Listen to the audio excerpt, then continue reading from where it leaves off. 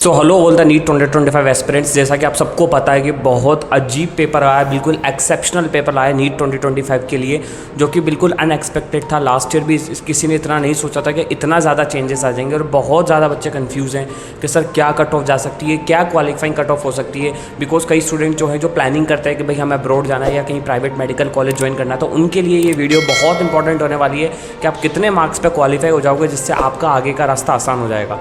वो इस वीडियो में आपको बताने वाला हूँ। Before starting the video, let me introduce myself. I'm Pathan Farman Khan and third year MBBS student in Government Medical College वानापर्ती Telangana. So guys, सबसे बड़ा क्वेश्चन जो सबके क्वेश्चन यही आ रहा है कि सर कितने नंबर पे हम क्वालिफाई हो जाएंगे।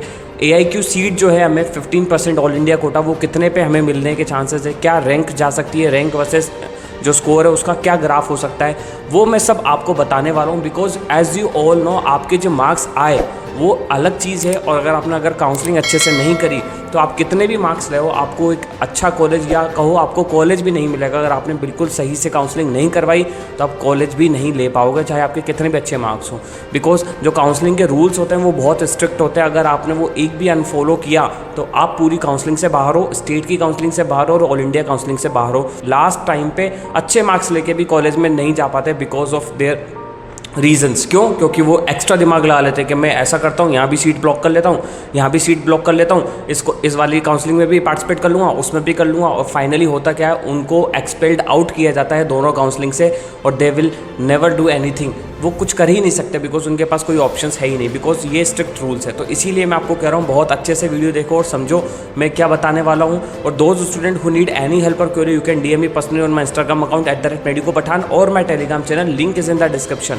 ओके, तो सबसे पहले बात यह है कि जो नीट 2024 था उसके अंदर सबको पता था पेपर बहुत इजी आया था, लेकिन नीट 2025 के अंदर जो पेपर का लेवल है, वो जो बायोलॉजी है वो आपकी इजी टू मॉडरेट है, बिकॉज लेंदी है। हुआ क्या, असर्शन रीजन पूछे, स्टेटमेंट बेस्ड क्वेश्चन पूछे मैंने खुद ने जब पेपर देखा कल।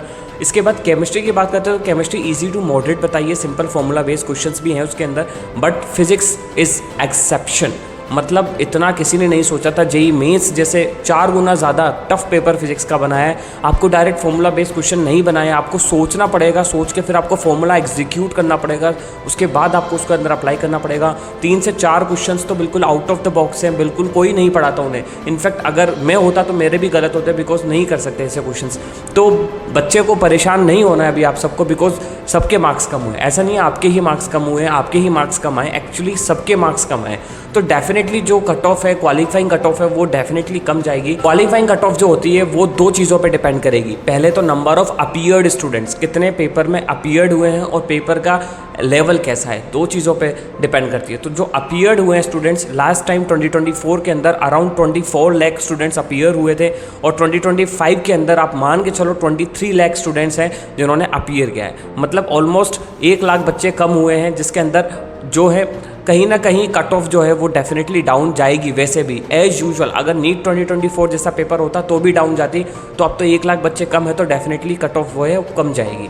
दूसरी चीज़ ये कि जो पेपर का लेवल है, वो पेपर का लेवल टफ आया है लास्ट ईयर से तीनों सब्जेक्ट में, इंडिविजुअल सब्जेक्ट में नहीं, तीनों सब्जेक्ट में, और फिजिक्स में स्पेशली बहुत टफ है। तो डेफिनेटली आप मान के चलो कि कट ऑफ जो है वो आपकी कम जाने वाली है, तो आपको घबराना नहीं है।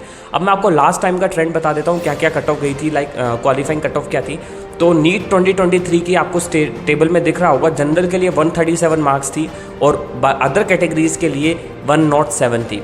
ठीक है, 2024 के अंदर जो कट ऑफ थी जनरल की वो थी 162 और अदर कैटेगरीज़ के लिए थी 127। और 2025 में आपको एक्सपेक्टेड मैं बता रहा हूँ कि 125 जनरल की कट ऑफ जा सकती है, ±5 और 5।